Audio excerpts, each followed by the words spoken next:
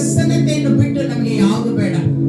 ನಮ್ಮ ಮಾಂಸ ಎಲ್ಲಿಗೋ ನಮ್ಮ ಮನಸ್ಸು ಚಂಚಲ ಹೊಂದದಂತೆ ನಮ್ಮ ಆವಿ, ಆತ್ಮ, ಶರೀರ. ಹೌದು ಸ್ವಾಮಿ, ದೇವರು ಹೇಳ್ತಾರೆ, ಪೂರ್ಣ ಹೃದಯದಿಂದಲೋ, ಪೂರ್ಣ ಭಕ್ತಿಯಿಂದಲೋ, ಪೂರ್ಣ ಬಲದಿಂದಲೋ ನನ್ನನ್ನು ಆರಾಧಿಸಿರಿ. ಸ್ವಾಮಿ, ನಾವು ಅದೇ ಪ್ರಕಾರ ನಿಮ್ಮನ್ನು ಆರಾಧಿಸಲು ಬಂದಿದ್ದೇವೆ. 3 ಗಂಟೆಗಳ ಕಾಲ ನಿಮ್ಮ ಪ್ರಸನ್ನತೆ ನಮ್ಮ ಮಧ್ಯದಲ್ಲಿರಲಿ. ದೈವಿಕ ಸಮಾಧಾನದಿಂದ ಈ ಆಚರಣೆಯನ್ನು ನಾವು ಅನುಭವಿಸಲು ಕೃಪೆ ಮಾಡಿರಿ. ಯೇಸುವಿನ ನಾಮದಲ್ಲಿ ಬೇಡಿ ಬಂದಿದ್ದೇವೆ ತಂದೆಯೇ.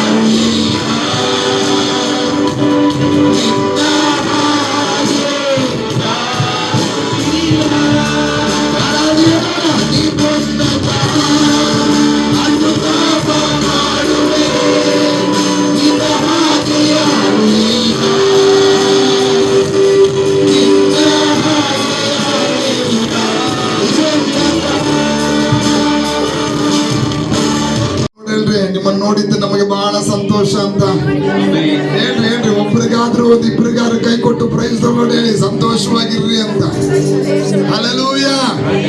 ನಮ್ಮ ದೇವರ ಆಲಯದಲ್ಲಿ ಸ್ತೋತ್ರಗಳಿಗೆ ಕೊರತೆ ಕೊಡಬಾರದು, ಆರಾಧನೆಗಳಿಗೆ ಕೊರತೆ ಕೊಡಬಾರದು. ಆಮೇಲೆ ಎಲ್ಲರೂ 1 ನಿಮಿಷ ಕಣ್ಗಳನ್ನು ಮುಚ್ಚಿ ನಮ್ಮ ಕರಗಳನ್ನ ಪರಲೋಕಕ್ಕೆ ಚಾಚಿ, ಎಲ್ಲರ ಕೈಗಳನ್ನ ಚಾಚಿ.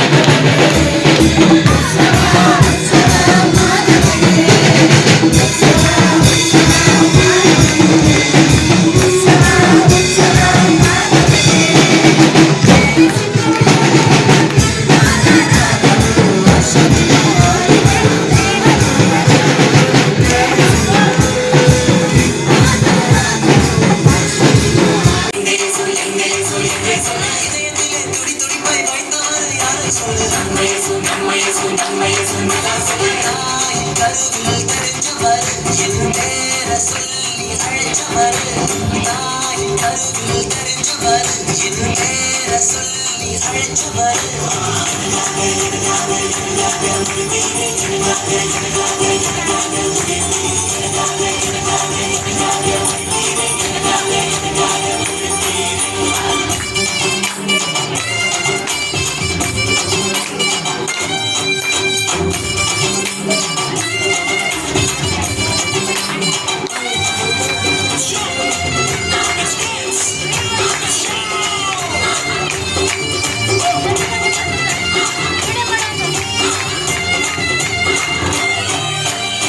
பூமியில் வந்தாரே அன்பை விதைத்தாரே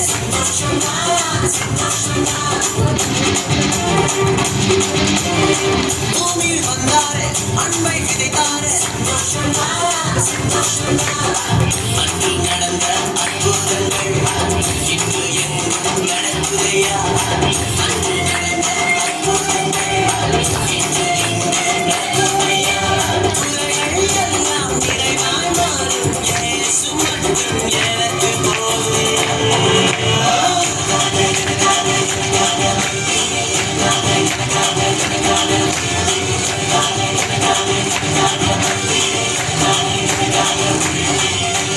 உயிரோடு உயிராக கலந்தவர் யாரை சொல்ல தாயின் கருவில் தெரிஞ்சவர் என் பேர சொல்லி அழைச்சவர் தாயின் கருவில் தெரிஞ்சவர் என் பேர சொல்லி அழை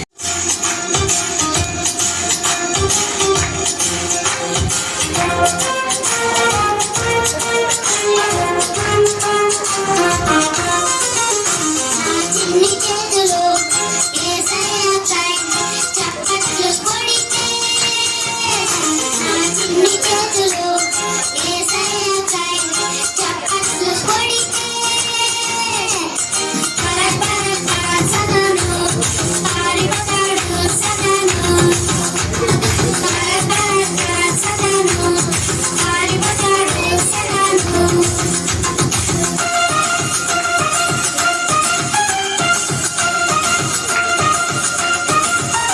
నా చిన్ని అడుగులు ఏసయ్య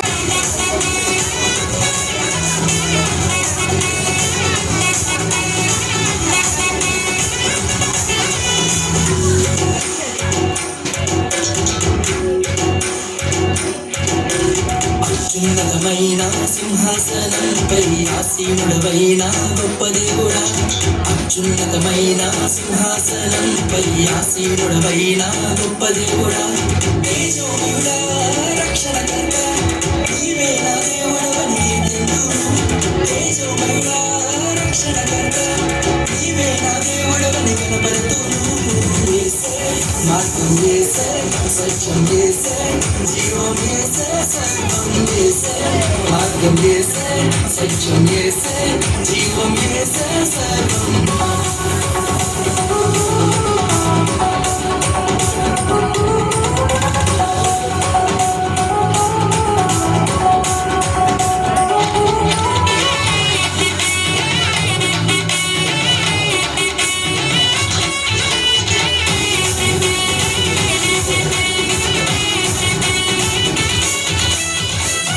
ಮತ್ತೆ ತಿರುಗಿ ಯೇಸು ಕ್ರಿಸ್ತನಿಗೆ ಸಮೀಪಕ್ಕೆ ಆಗ್ತರು ಎಂಬುದಾಗಿ ರಾಂಗ್ ಇಂಟೆನ್ಷನ್ ಇದೆ.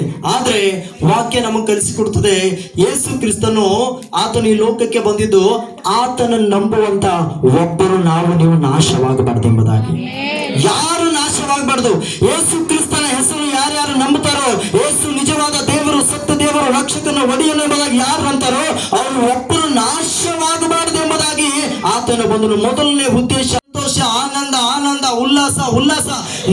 ಯೇಸು ಜಗಕ್ಕೆ ರಕ್ಷಕನಾಗಿ ಬಂದಿದ್ದಾನೆ. ನಿಮ್ಮ ಜೀವಿತದಲ್ಲಿ ಯಾವ ರೀತಿ ಯೇಸು ರಕ್ಷಕನಾಗಿದ್ದಾನೆ ಯಾರಾದ್ರೂ ಹೇಳ್ಬೋದಾ? ಯಾವ ರೀತಿ ನಿಮ್ಮ ವೈಯಕ್ತಿಕ ಜೀವಿತದಲ್ಲಿ ಯೇಸು ರಕ್ಷಕನಿದ್ದಾನೆ, ಯಾವ ರೀತಿ ರಕ್ಷಿಸಿದಾನೆ, ಯಾವ್ದಾದ್ರೂ ಸಾಕ್ಷಿ ಇದೆಯಾ? ನಮ್ಮ ಜೀವಿತದಲ್ಲಿದೆ. ಅನೇಕ ರೀತಿಯಲ್ಲಿ ದೇವರ ಸಾಕ್ಷಿ. ನೋಡ್ರಿ, ರಕ್ಷಕನು ಅಂದ್ರೆ ನಮ್ಮನ್ನು ಬಿಡಿಸುವವನು, ಕಾಯುವವನು, ಕಾಪಾಡುವವನು, ನಮ್ಮನ್ನು ಎಲ್ಲರಿಂದ ಕಾಡುವವನು. ಅದಕ್ಕೆ ಆತನಿಗೆ ಹೆಸರು ಜಗದ ರಕ್ಷಕನು. ಹಾಗಾದ್ರೆ ನಿಮ್ಮಲ್ಲಿ ಯಾರಲ್ಲಿ ಪಾಪ ಇಲ್ಲ ಅವರ ಏನ್ ಮಾಡ್ರಿ?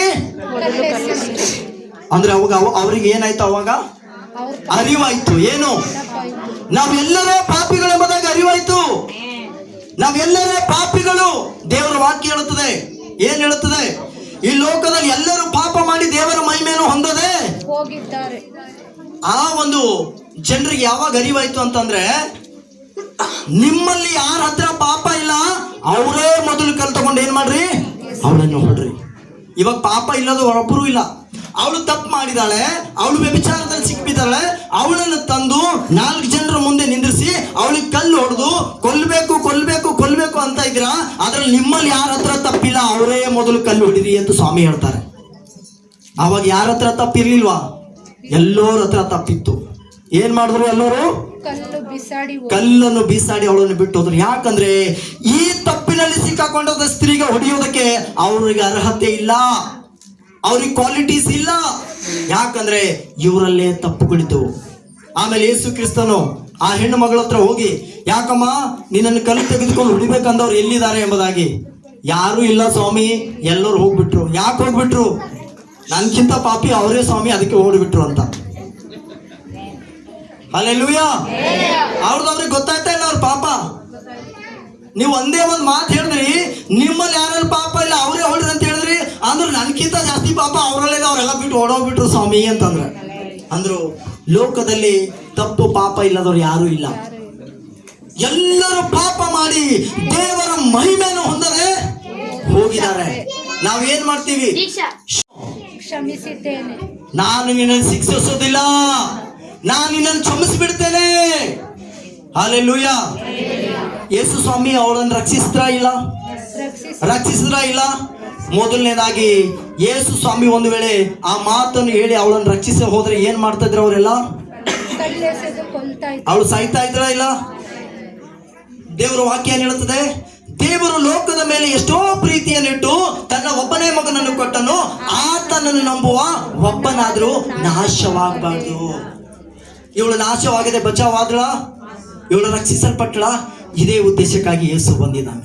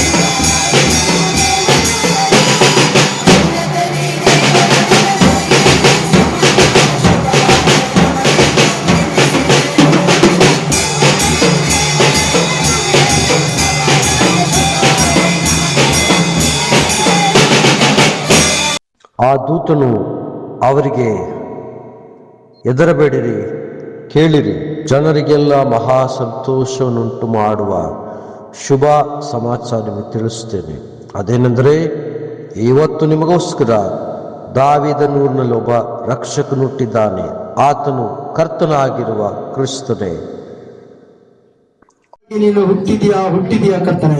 ನಿನ್ನ ಅಪ್ಪ ಹುಟ್ಟುಹಬ್ಬದಲ್ಲಿ ನಾವು ಉತ್ಸಾಹ ಪಡತಕ್ಕಂತೆ ಮಾಡಿದಕ್ಕಾಗಿ ನಿನಗೆ ಸ್ತೋತ್ರ ಅಪ್ಪ. ಈ ಕ್ರಿಸ್ಮಸ್ ಹಬ್ಬದ ಪ್ರಾರಂಭದಿಂದ ಅಂತ್ಯದವರೆಗೂ ನಿನ್ನ ಕೃಪೆ ನಿನ್ನ ದಯೆಯಿಂದ ನಮ್ಮನ್ನು ತುಂಬಿಸಿದಕ್ಕಾಗಿ ನಿನಗೆ ಸ್ತೋತ್ರ ಕರ್ತನೆ. ಆರಾಧನೆ ಭಾಗ ಮಕ್ಕಳು ಅಪ್ಪ ಕಾರ್ಯಕ್ರಮಗಳು, ಡಾನ್ಸ್ಗಳು ಅಪ್ಪ ಇಸೋ ಪ್ರತಿ ಒಂದೊಂದು ಅಪ್ಪ ಸನ್ಮಾನ ಕಾರ್ಯಕ್ರಮ ಹಿಡ್ಕೊಂಡು ದೇವರ ವಾಕ್ಯ ಹಿಡ್ಕೊಂಡು ಪ್ರತಿ ಒಂದೊಂದು ಭಾಗಗಳನ್ನು ಆಶೀರ್ವಾದವಾಗಿ ಮಾರ್ಪಡಿಸಿದಕ್ಕಾಗಿ ನಿನಗೆ ಸ್ತೋತ್ರ ಮಾಡುತ್ತೇನೆ ಕರ್ತನೆ ಅಪ್ಪ. ಇಲ್ಲಿ ಬಂದಂತ ನಿನ್ ದೇವ ಜನರಿಗೆ ನಿನ್ ಕೈ ಕೊಡುತ್ತೇನೆ ಅಪ್ಪ. ಅವರು ಕರ್ತನೆ ಆನಂದ ಪಡತಕ್ಕಂತೆ ಅವ್ರ ಜೀವಿತದಲ್ಲಿ ಹೊಸದಾಗಿ ಕ್ರಿಸ್ತನ ಹುಟ್ಟತಕ್ಕಂತೆ ನೀನು ಮಾಡು ಎಂಬುದಾಗಿ ನಾನು ಬೇಡಿಕೊಳ್ಳುತ್ತೇನೆ. ಇವರು ಬಂದಂತ ಒಂದೊಂದು ಮಕ್ಕಳು, ಒಂದು ಕುಟುಂಬ ನಿನ್ ಕೈ ಕೊಡ್ತೇನೆ. ಅವ್ರಿಗೆ ಶುಭ ಉಂಟಾಗಲಿ ತಂದೆ ಮಗ ಪವಿತ್ರ ಆತ್ಮನ ದೇವರದಲ್ಲಿ ಇವರು ಎಲ್ಲರಿಗೂ ಶುಭವನ್ನು ಕೊಡುತ್ತೇನೆ. ಹಾಗೆ ಮಾಡಿದಕ್ಕಾಗಿ ಸ್ತೋತ್ರ. ಎಲ್ಲ ಸ್ತುತಿ ಘನ ಮಾನ ಮಹಿಮೆ ನಿಮ್ಮೊಬ್ಬರು ಸಲ್ಲಿಸ್ತಾ ಪ್ರಾರ್ಥನೆ ವಿಜ್ಞಾಪನೆ ನಜರೇತಿನ ಯೇಸು ನಾಮದಲ್ಲಿ ಬೇಡುವಂತಿದ್ದೇನೆ ಪರಲೋಕ ತಂದೆ, ಆಮೆನ್. ಕೊನೆಯದಾಗಿ ಪ್ರಾರ್ಥನೆ ಮಾಡಿಕೊಳ್ಳೋಣ. ತಂದೆ ಆದ ದೇವರ ಪ್ರೀತಿ, ಯೇಸು ಕ್ರಿಸ್ತನ ಕೃಪೆ ಹಾಗೂ ಪವಿತ್ರಾತ್ಮ ದೇವರ ಅನುನಿತ್ಯವು ಇಂದಿಗೂ ಎಂದಿಗೂ ಕರ್ತನ ಎರಡನೇ ಬರುವುದವರೆಗೆ ಇವರೆಲ್ಲರೊಂದಿಗೆ ನೆಲೆಗೊಂಡಿರಲಿ ತಂದೆ, ಆಮೆನ್. ಜಯ ಕೊಟ್ಟ ದೇವರಿಗೆ 3 ಹಲ್ಲೆಲೂಯಾ.